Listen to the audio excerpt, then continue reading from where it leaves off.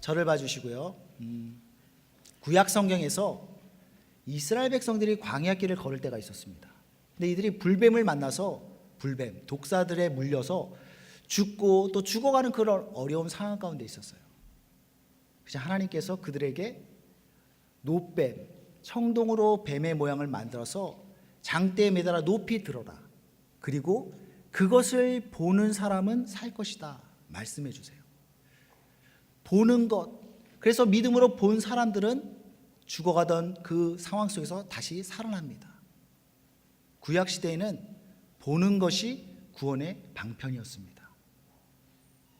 신약 시대에 와서는 주 예수를 믿으라고 말합니다. 사도행전 16장에 보면 주 예수를 믿으라. 그리하면 너와 내 집이 구원을 얻으리라. 믿는 것이 죽음에서 생명으로 건진받는 구원의 방편입니다. 구약 시대에서는 보는 것이 구원의 방편이었고 신약 시대에서는 믿는 것이 구원의 방편이었습니다. 같은 말이죠. 보는 것이 구원의 방편이고 믿는 것이 구원의 방편이고, 즉 보는 것이 믿는 것이고 믿으면 본다라는 것입니다. 믿음은 구원하시는 하나님을 바라보는 것이다. 믿음이란 우리를 구원하시는 그 하나님에 대한 우리 영혼의 지속적인 시선 고정입니다. 지속적으로 하나님을 바라보는 것입니다. A.W. 토저라는 목사님이 이렇게 말씀하셨습니다. 밖을 향한 영혼의 눈이 안을 보고 계시는 하나님의 눈과 만날 때 천국은 바로 이 땅에서 시작되는 것이다. 하나님은 성경에 보면 눈동자같이 우리를 지켜보신대요. 우리를 지켜주신대요. 우리를 쳐다보고 계십니다. 바라보고 계십니다. 그 시선과 우리가 고개를 들어서 주님을 바라볼 때 하나님의 시선과 우리의 시선이 만나는 그 순간, 그때 하나님의 역사가 시작되는 것입니다. 믿음은 하나님을 바라보는 것이고 하나님께 시선을 고정시키는 것이고 그 가운데서 하나님을 온전히 누리는 것입니다. 그러한 믿음과 그러한 결단과 그러한 풍성함이 우리 가운데 있기를 바랍니다. 근데 시편에 보면 시편 139편 1절에 보면 내가 주의 영을 떠나 어디로 가며 주의 앞에서 어디로 피하리이까? 이렇게 고백을 해요. 이게 무슨 소리냐면 어느 곳에서나 하나님이 계시지 않은 곳이 없다라는 것입니다. 이쪽으로 가도 하나님이 계시고 저쪽으로 가도 하나님이 계시고, 야, 정말 하나님이 없는 곳이 없구나, 그 고백을 하고 있는 것입니다. 근데 저는 이 말씀을 묵상할 때마다 참 이상한 생각이 들어요. 어디나 계시고 계시지 않는 곳이 없는 하나님인데 하나님을 만나기 힘들어요. 하나님을 만나고 싶다고 하는데 하나님을 만날 수 없다라고, 하나님을 도대체 경험할 수 없다라고 말하는 그런 청년들의 그런 소리들을 너무나 많이 듣습니다. 도대체 뭐가 문제입니까? 하나님은 어디나 계신다고 하는데 안 계신 곳이 없다라고 하는데 사람들은 도대체 하나님이 어디 있냐, 그 하나님 만나고 싶다, 그 하나님을 경험하고 싶다, 그렇게 말한다는 것입니다. 이게 이상한 거죠. 하나님을 만나는 것은 모래밭에 떨어진 바늘을 찾는 것이 아닙니다. 이 땅 구석구석 가운데 가득히 채우고 계신 그 하나님의 영광으로, 하나님의 충만함으로 가득히 채우신 그 하나님을 만나는 거예요. 안 만나는 게 더 이상하다는 것입니다. 왜 하나님을 만나지 못하죠? 왜 하나님을 누리지 못하는 것입니까? 하나님은 처음부터 이곳에 계셨습니다. 항상 계셨습니다. 그런데 우리가 당최 하나님께 관심이 없는 거죠. 하나님이 거기 계시건 말건 나랑은 상관없습니다. 뭐 얘기로는 하나님에서 듣긴 들었는데 내가 실제로 그 하나님을 경험하지는 못했습니다. 근데 상관없습니다. 그러니 하나님을 만날 수가 없는 거죠. 하나님께 관심이 없으니 설사 하나님이 내 앞에 계셔도 하나님인지 이게 뭔지 모르고 그냥 지나쳐 버린다는 것입니다. 그러니 하나님을 만날 수도 없고 하나님을 경험할 수도 없는 것입니다. 여러분, 우리가 하나님을 만나고 하나님을 경험하지 못하는 것은 하나님이 계시지 않기 때문이 아니라 우리가 하나님께 관심이 없기 때문입니다. 예수님 시대에 여리고성이라는 곳에 앞을 보지 못했던 바디메오가 살았습니다. 그는 앞을 보지 못하는 소경 그리고 거지였는데 그는 예수님을 만났던 사람이었습니다. 예수님을 만나고 그로 말미암아 보지 못했던 눈이 열리는 놀라운 경험, 삶의 변화를 경험했던 사람입니다. 어떻게 그가 예수님을 만날 수 있었을까요? 예수님이 바디메오가 살고 있던 그 여리고성에 찾아오신 거예요. 바디메오가 살고 있던 그 여리고성에 예수님께서 찾아오셨는데 고린도후서 6장 2절에서 말한 것처럼 보라 지금은 은혜 받을 만한 때요 보라 지금은 구원의 날이로다. 지금은 은혜 받을 만한 때이고 지금은 구원의 받을 날이다. 예수님께서 여리고성에 오셨고 예수님께서 그곳에 머무시는 것은 소경 바디메오에게는 구원의 날이 임했고 하나님의 때가 이르렀다는 것을 의미하는 것입니다. 그런데 예수님이 여리고성에 오셨지만 바디메오를 찾아오지 않습니다. 여리고성에 오셨는데 다시 그냥 가세요. 당신의 갈 길로 가십니다. 마가복음 16장 46절에 보면 예수께서 제자들과 함께 허다한 무리와 함께 여리고성에서 나가실 때에 바디메오가 있는 그 여리고성에 예수님도 함께 계셨습니다. 생명의 예수님이시잖아요. 그 예수님을 만난다면 은혜 받을 그 때가 하나님의 날을 드디어 누리게 되는 것입니다. 근데 하나님이 그냥 가시는 거예요. 여기서 그냥 지나가 버리신다면 아무것도 아닌 사건이 되어버리는 것입니다. 이때 바디메오가 어떻게 행동하느냐? 그는 가만히 있지 않습니다. 마가복음 10장 47절에 보면 소리질러 이르되 다윗의 자손 예수여 나를 불쌍히 여기소서. 그리고 48절에서 크게 소리질러 이르되 다윗의 자손이여 나를 불쌍히 여기소서. 예수님 나를 불쌍히 여겨 주시옵소서. 나를 바라봐 주시옵소서. 나를 구원하여 주시옵소서. 예수님에 대한 갈망으로 예수님을 부르짖고 있었다는 것입니다. 예수님을 만나고자 하는 몸부림이었습니다. 중요한 것은 그러한 몸부림에 예수님께서 반응해 주신다는 것입니다. 예수께서 머물러 서서 예수님께서 가시던 그 길에서 그 소리를 듣고 멈추십니다. 그리고 그 시선을 바디메오를 향하여 그를 바라봐 주십니다. 그에게 시선을 고정시켜 주십니다. 그리고 바디메오를 불러주세요. 바디메오는 너무나 기뻐서 그 겉옷을 내던지고 예수님께로 뛰어갑니다. 예수님을 만납니다. 그리고 그 만남 가운데 그는 보지 못했던 눈이 열릴 뿐만 아니라 이제까지 살았던 그 삶에서 변화된 삶으로 새로운 삶으로의 그 출발을 할 수 있었던 것입니다. 하나님을 진정으로 만나길 원하는 여러분들이 이 가운데 계시다면 전 도전을 드리고 싶어요. 구경꾼 같은 모습을 잊지 마시고 바디메오가 나사렛 예수여 나를 불쌍히 여기소서 외치고 구하고 갈망했던 것처럼 예수님을 갈망했으면 좋겠어요. 예수님을 부르짖었으면 좋겠어요. 그러한 갈망과 부르짖음을 예수님은 결코 외면하지 않습니다. 가던 걸음을 멈추고 그 바디메오를 바라보시고 그를 불러주시고 그를 만나주시고 그의 삶을 변화시켜 주셨습니다. 바디메오에 대해서만 그런 것이 아니라 삶의 구석구석 가운데서 우리의 작은 신음도 들으신다. 너희의 작은 소리도 내가 듣겠다. 성경 내내 우리에게 말씀하시고 증거하는 바이라는 것이죠. 그 예수님과의 만남 우리 가운데도 있길 바랍니다. 바디메오의 그 갈망함이 우리 가운데도 있길 바랍니다. 다시 우리가 예수님을 만나지 못하는 것은 예수님이 하나님이 계시지 않기 때문이 아니라 우리가 그 하나님에 대해서 관심도 없고 갈망함도 없고 그런 아쉬움도 없기 때문에 그냥 놓쳐버리는 것입니다. 예배에 계속해서 와도 주의를 섬긴다고 해도 그 하나님을 경험하지 못할 수가 있어요. 그게 1년이 되고 10년이 되고 훅 지나가요. 그렇게 살 수 없잖아요. 그렇게 밋밋한 신앙생활, 기계적인 신앙생활, 껍데기만 있는 그런 신앙생활 언제까지 할 수 없잖아요.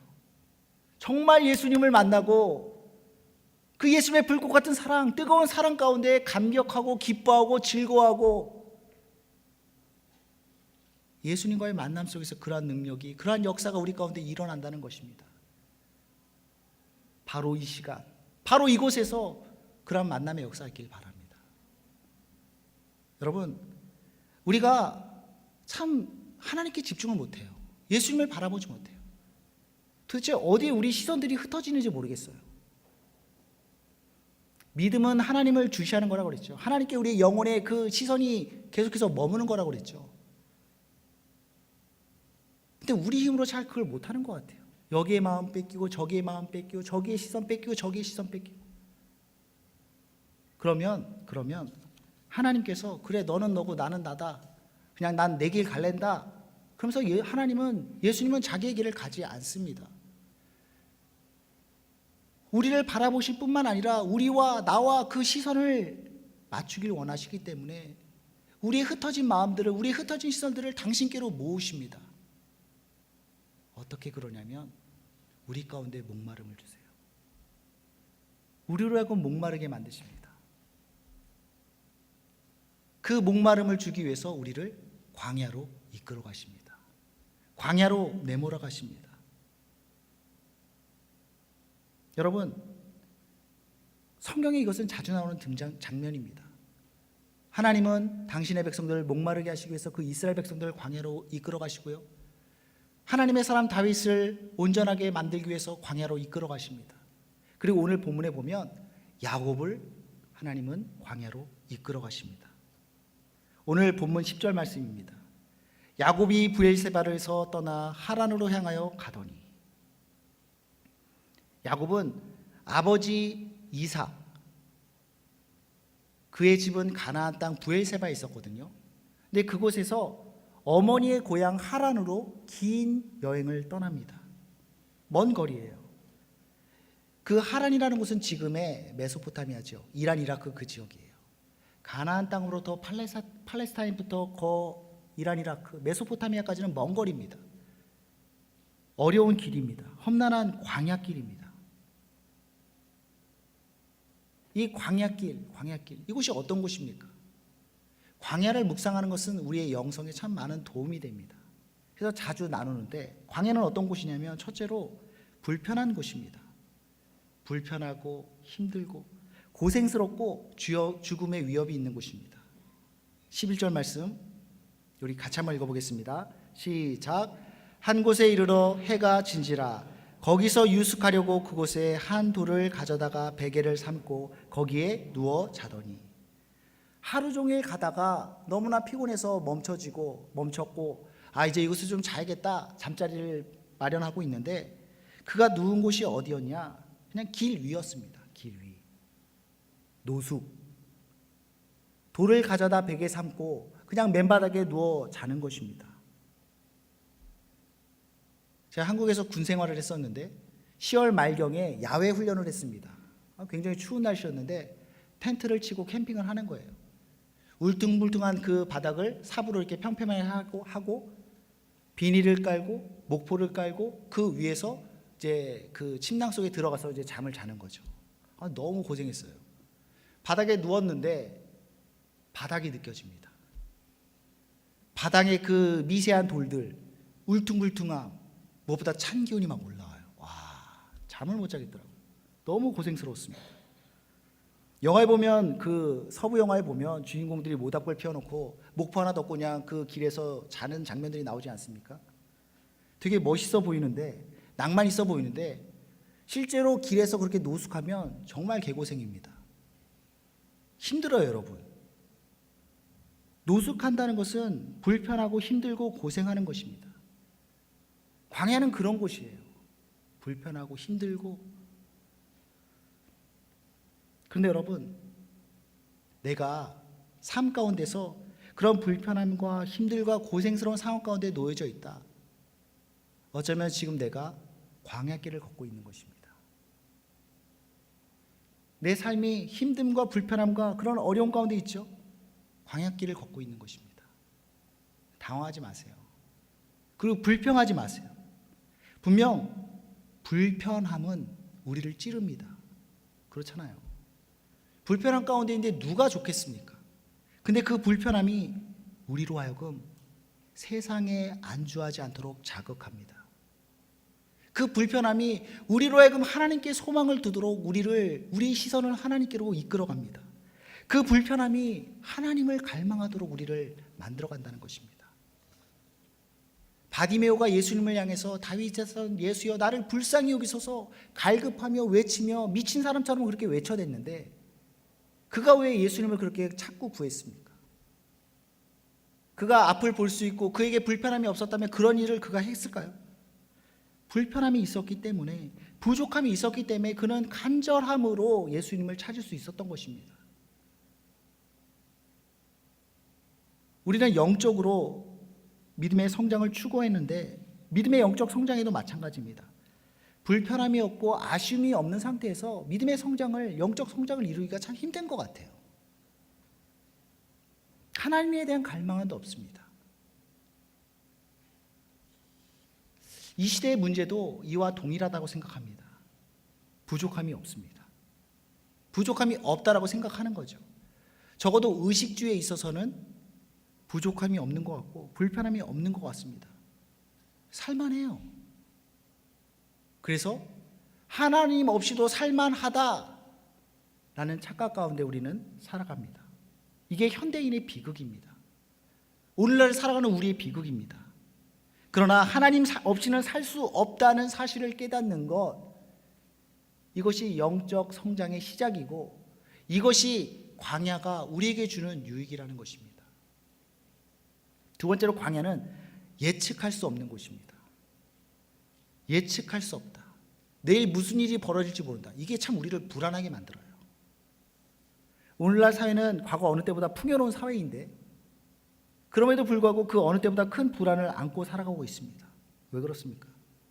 그 어느 때보다 한 치 앞을 내다볼 수가 없는 거예요.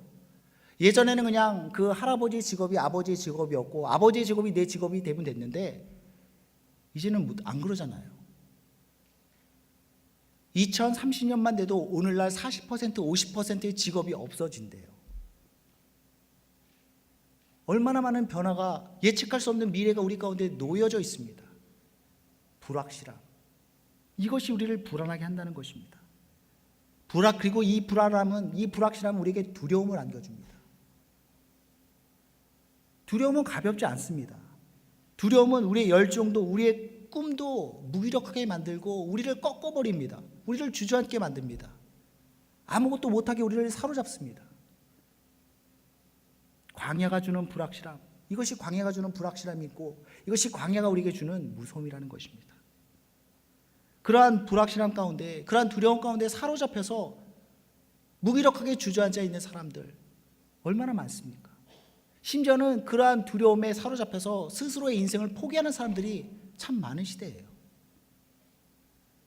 빅터 프랭클이라는 사람이 있습니다. 오스트리아 출신의 정신과 의사인데 2차 세계대전 때에 유대인이라는 이유로 독일군에 잡혀서 포로 수용소에서 3년 동안 지냈던 그런 분입니다.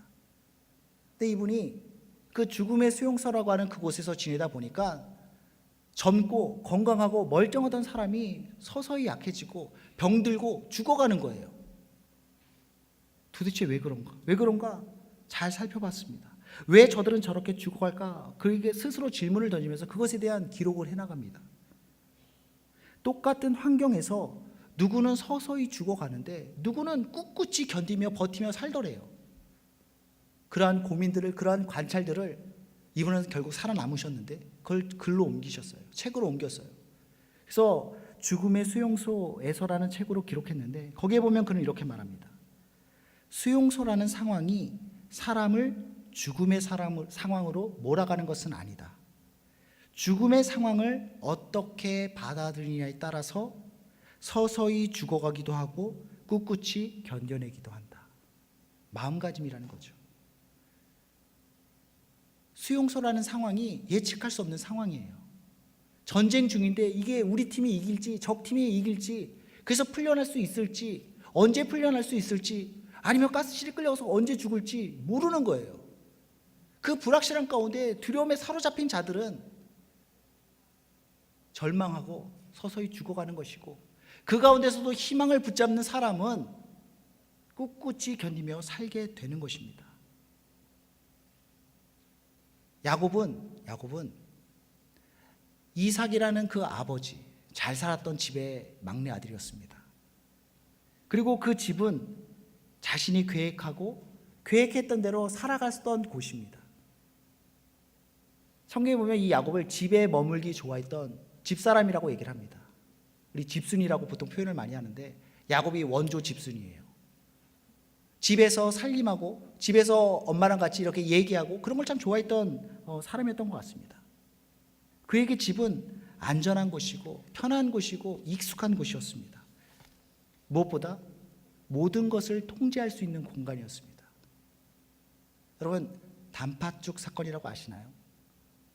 야곱에게는 그의 쌍둥이 형 에서가 있었습니다. 하루는 팥죽을 맛있게 끓여서 그것을 그 에서에게 팔고 그로부터 장자로서 갖게 되는 그 상속권을 그가 얻어냅니다. 여러분, 이 사건이 우연하게 벌어진 일이라고 생각하십니까? 그렇지 않아요. 굉장히 의도적으로 계획해서 야곱은 처음부터 그 장자권을 얻고자 그가 사냥해서 돌아올 그때에 가장 힘들고 허기져 있을 그 배고플 그때에 맛있는 냄새를 풍기면서 그러면서 그것을 빼앗는 거죠. 에서는 그냥 어리버리하게 그냥 팥죽 먹다가 그 장자권을 상속권을 그냥 얼렁뚱땅 넘겨버립니다. 그러나 그것을 얻기 위해서 야곱은 그의 기질상 치밀하게 의도적으로 계획하고 그 일을 진행했다는 것이죠. 재밌는 것은 성경에 보면 에서를 들사람이라고 표현합니다. 익숙한 사냥꾼이라고 표현합니다. 근데 그 팥죽 사건을 보면 익숙한 사냥꾼은 야곱이에요. 에서라는 먹잇감을 노리고 있다가 원하는 것을 마침내 딱 얻어내요. 에서는 자기에게 무슨 일이 벌어지는지도 모르게 완전히 야곱의 그 계획에 말려서 장자권을, 상속권을 그에게 넘겨버리고 맙니다. 심지어 야곱은 아버지의 그 축복을 얻어내기 위해서 엄마와 리브가와 짝짝꿍이 돼서 아버지를 속여서 그 축복을 받아냅니다. 모든 일이 계획대로 척척 진행되는 것 같습니다. 야곱에게 있어서 그의 집은, 그가 살던 집은 계획이 있고 계획대로 척척 일이 진행되는 그런 곳이었습니다. 모든 것이 자신의 통제 아래 있었던 곳이었습니다. 그런데 광야로 도망치게 되었어요. 광야에 놓이게 되었어요. 그것은 도무지 통제가 되지 않는 곳입니다. 예측할 수 없고 계획할 수 없는 그런 위험지대였습니다. 그 자체가 야곱에게는 큰 변화인 거죠. 변화는 우리 삶을 흔들어 놓습니다. 특별히 안전지대로부터 위험지대로의 변화라고 한다면 우리 삶을 완전히 뒤집어 놓겠죠. 두렵고 혼란스럽고 무기력해집니다. 근데 분명한 것은 야곱을 광야로 내모은 것은 하나님이었다라는 것입니다. 예수님도 광야에서 시험을 받으셨는데 악한 사단이 예수님을 이끌어 간 것이 아니라 하나님의 성령이 예수님을 광야로 이끌어 갔다라고 기록하고 있습니다. 광야는 버려진 곳이 아니라는 거죠. 여전히 하나님의 인도하심이 있는 곳이고 하나님의 계획함이 있는 곳이라는 것입니다. 그렇다면 우리가 광야 가운데 던져져 있다면, 광야길을 걷고 있다면, 광야의 고통과 광야의 어려움 가운데 있다면 생각해야죠. 하나님께서 나에 대한 계획이 있으시구나. 하나님께서 나를 인도하고자 하는 그 어떤 무언가 있겠구나. 그것이 무엇일까? 그것이 무엇일까? 우리는 고민해야 되는 것입니다. 그래야 그 하나님의 뜻, 나를 광야로 이끄시고 나를 광야에 놔두신 그 하나님의 뜻을 깨달을 때에 우리는 광야를 비로소 통과할 수 있는 것입니다. 깨닫지 못한다? 그럼 계속 깨달을 때까지 도는 거예요. 빙글빙글. 여러분, 다시 정리하면 광야는 어떤 곳이냐? 불편하고 부족한 곳입니다. 예측할 수 없고 통제할 수 없는 곳입니다. 그런 광야의 의미를 생각할 때 왜 하나님께서 우리를 광야 가운데 던지셨는가? 왜 광야로 이끄셨는가? 우리는 알 수 있습니다. 추정할 수 있습니다. 즉 예측하고 통제할 수 없는 상황 속에서 나의 부족함을 철저히 깨달으라는 것입니다. 그래, 네 집에서는 네가 계획하고 네 마음대로 다 하는 것 같았지, 모든 것이 네 통제 가운데 있는 것 같았지. 광야 가운데 한번 있어봐. 내일 무슨 일이 생길지 모르겠지. 네 마음대로 안 되지. 아무것도 모르겠지. 무기력하지. 그것을 깨달으라는 것입니다. 그리고 그것을 인정하라는 것입니다. 오직 불편함과 부족함 속에서 만족을 주시는 하나님, 그 하나님을 바라보라는 것입니다. 하나님께 소망을 두라는 것입니다. 그게 하나님 우리를 광야로 이끌어 가시는 그 목적이라는 것입니다. 그래서 광야 가운데 던져진 자는 그곳에서 시간을 보내면서 어깨에 힘이 빠져요. 낮아지게 됩니다. 겸손하게 됩니다. 하나님을 비로소 하나님으로 인정하게 됩니다. 하나님을 갈망하게 됩니다. 나를 구원하여 주시기를, 나에게 도움 주시기를 갈망하게 되는 것입니다. 그리하여 겸손해지고 하나님을 바라게 될 때 마침내 이미 우리를 바라보고 계시고 이미 내 곁에 계신 그 하나님과의 시선이 만나게 되는 것입니다. 강야 가운데 던져져 있던 이 야곱에게 하나님은 나타나셨습니다. 꿈을 통해서 하나님을 야곱을 만나셨습니다. 야곱이 꿈을 꾸는데 꿈에 사다리가 있어요. 그 사다리의 한쪽 끝이 저 하늘에 닿아 있는데 그 끝에는 하나님이 서 계신 거예요. 빛나고 높은 보좌와 그 위에 앉으신 주 예수 얼굴 영광이 해같이 빛나네. 해같이 빛나네. 그 영광스러운 하나님께서 그 사다리 끝에 계신 거예요. 그리고 그 하나님이 말씀하십니다. 나는 여호와다. 너의 조부 아브라함의 하나님이고 너의 아버지 이삭의 하나님이다. 내가 너를 떠나지 아니하겠다. 15절 말씀이죠. 우리 같이 읽습니다. 시작. 나는 여호와니 너의 조부 아브라함의 하나님이요 이삭의 하나님이라. 그리고 내가 너를 떠나지 아니하리라. 15절 말씀 계속해서 있습니다. 시작. 내가 너와 함께 있어 내가 어디로 가든지 너를 지키며 너를 이끌어 이 땅으로 돌아오게 할지라. 내가 내게 허락한 것을 다 이루기까지 너를 떠나지 아니하리라 하신지라. 그런 하나님의 영광을 경험하고 그런 하나님을 보고 나서 그 하나님 말씀을 들은 야곱이 고백합니다. 16절. 여호와께서 과연 여기 계셨거늘 내가 알지 못하였도다. 하나님께서 여기 계셨는데, 항상 나와 함께 계셨는데 내가 이제까지 몰랐는데 정말 하나님께서 여기 계시는구나. 하나님이 정말 나와 함께 하시는구나. 그것을 깨닫고 고백하는 것입니다. 여러분, 하나님은 처음부터 계셨습니다. 알파와 오메가라. 처음과 나중이라. 영원 전부터 영원까지 하나님은 계시며 내가 항상 세상 끝날까지 너희와 항상 함께 있으리라. 함께 계십니다. 아브라함과 함께 계셨듯이 그 아버지 이삭과 함께 있었듯이 야곱에게도 함께 있었는데 몰랐던 거죠. 아버지 집에는 부족함이 없었거든요. 모든 것이 예측 가능하거든요. 다 편안하거든요. 익숙하거든요. 불편함도 아쉬움도 없었습니다.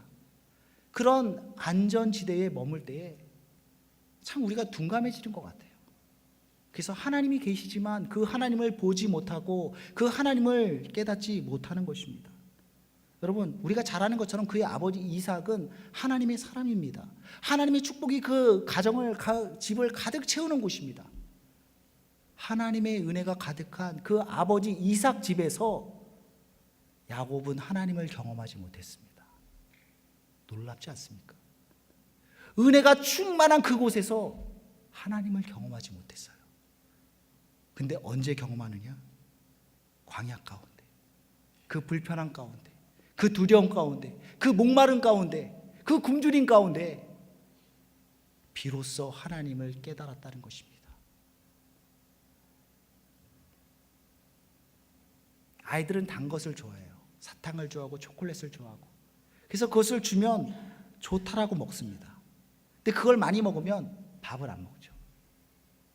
그래서 부모들은 사탕이나 초콜릿을 잘 안 주려고 합니다. 밥 먹고 나면 하나 두 개 줄까 말까입니다. 근데 우리의 모습이 참 그런 것 같아요. 현실에서 편안함을 느끼고 그 현실 가운데 얄팍함에 만족하고 거기에 안주해 버려요. 세상 것들이 우리 너무 배가 부른 것 같습니다.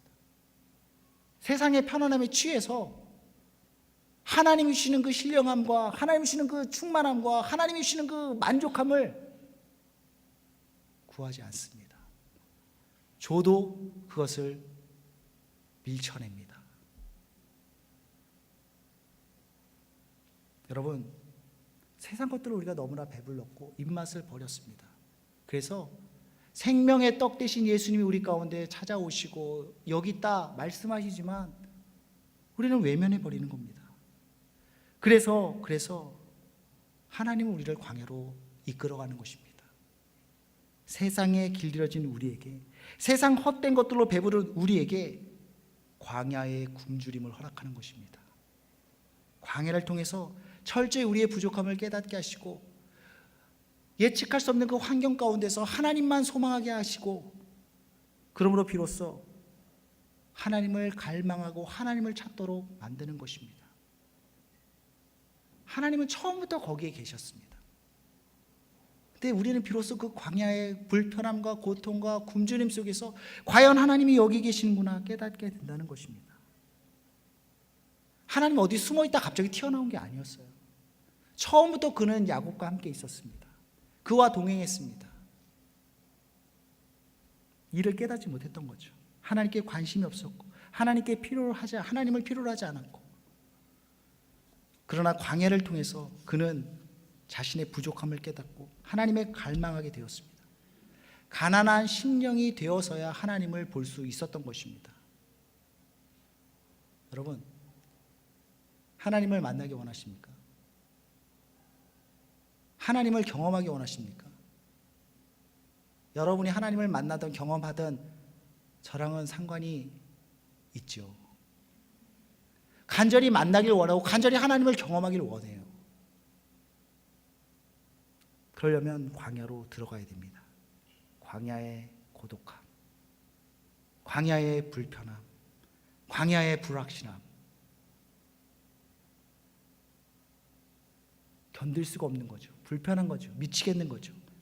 그 가운데서 우리의 심령은 가난해지고 우리의 묻어진 눈과 묻어진 귀가 열리고 하나님을 비로소 볼 수 있게 되는 것입니다. 이번 주 금요일부터 수련회가 있죠. 어쩌면 수련회는 불편한 곳입니다. 불편한 사람들과 불편한 장소에서 2박 3일 동안 지내야 돼요. 그래서 어떤 의미에서 수련회는 광야와 같은 곳이 될 수 있습니다. 불편하지만 그곳에서 하나님을 만날 수 있는 곳입니다. 놓치지 않았으면 좋겠습니다. 그리고 지금 광야길을 걷고 계신 분들 있습니까? 불편함 속에서, 어려움 속에서, 힘겨움 속에서, 재정적인 문제로, 사람들과의 관계적인 문제로, 건강의 문제로 그런 어려움 가운데 있는 그런 분들 있습니까? 불확실한 가운데 사로잡혀서 어찌할 바를 몰라 무기력하고 절망 가운데 있는 분들이 계십니까? 광야는 버림받은 곳이 아니라고 그랬죠. 여전히 하나님의 인도함이 있는 곳입니다. 하나님의 계획함이 있는 곳입니다. 그곳에서 하나님을 갈망하길 바랍니다.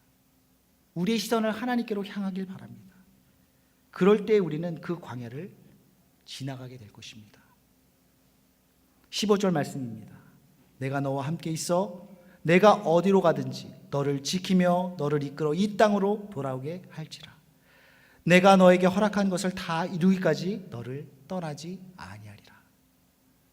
이것이 하나님께서 야곱에게 주셨던 말씀이고 오늘날 우리에게 동일하게 주시는 말씀입니다. 내가 너를 지켜주겠다. 내가 너에 대한 계획이 있다. 그 계획을 이루기까지 너와 함께 할 것이다. 너를 이끌어 줄 것이다. 야곱에게 주셨던 이 말씀을 나에게 주신 말씀으로 붙잡길 바랍니다. 그리고 하나님께서 우리에게 허락하신 날들을 힘차게 걸어갈 수 있길 바랍니다. 말씀을 정리하도록 하겠습니다. 야곱은 광야에서 꿈을 꾸었습니다. 하나님을 꿈꾸었습니다. 하늘 끝에 걸려있는 사다리와 그 위에 계신 하나님, 그 하나님의 영광을 보면서 과연 하나님이 이곳에 계셨구나. 이보다 야곱에게 더 용기를 주고 소망을 주는 그 역사가 어디 있겠습니까? 야곱은 하나님을 통해서 새로운 비전을 갖게 되었습니다. 새로운 삶의 의미가 달라졌습니다. 왜 진작 야곱이 하나님을 만나지 못했죠? 왜 하나님을 진작 깨닫지 못했죠? 그는 하나님께 관심이 없었습니다. 필요로 하지 않았습니다. 모든 것이 그 집에서, 아버지 집에서 편안함과 익숙함과 통제할 수 있는 하나님을 필요로 하지 않았습니다. 안전지대에서는 하나님을 만나기가 힘듭니다. 하나님을 만난 곳은 광야였습니다. 위험지대였습니다. 불편하고 예측할 수 없고 내가 어떻게 할 수 없고 내가 한없이 작아지고 내가 무기력하게 지는 그곳. 그래서 나의 연약함을 인정하고 나의 부족함을 고백하고 하나님의 도우심을 구하고 하나님을 갈망하는 그곳. 그곳에서 하나님은 우리를 만나 주십니다. 그곳에서 우리는 하나님을 보게 될 것입니다. 그곳에서 광야 거칠지만 하나님을 꿈꾸고 하나님이 주시는 비전을 갖게 될 것입니다. 광야 가운데 있다 할지라도 그 가운데서 역사하시는 우리와 함께 계신 그 하나님을 보며 하나님을 붙잡는 우리 모두가 되기를 바랍니다. 기도하겠습니다. 익숙한 곳, 편안한 곳에서 안전지대에서 하나님을 만나기는 참 힘든 것 같습니다. 그래서 하나님은 때때로 우리를 위험지대로, 광야로, 거친 곳으로, 불편한 곳으로, 어려운 곳으로 이끌어 가십니다. 우리로 고독하게 하시고 우리로 굶주리게 하시고 우리로 불확신의 두려움 가운데 놔두실 때가 있습니다. 그러나 이것이 하나님이 우리를 버린 것이 아니요 하나님의 또 다른 인도하심을 깨닫게 하시고 그곳에도 계시는 여전히 계시는 그 하나님을 깨닫고 그 하나님을 만날 수 있는 우리 모두가 되게 하여 주시옵소서. 예수님의 이름으로 기도드립니다. 아멘.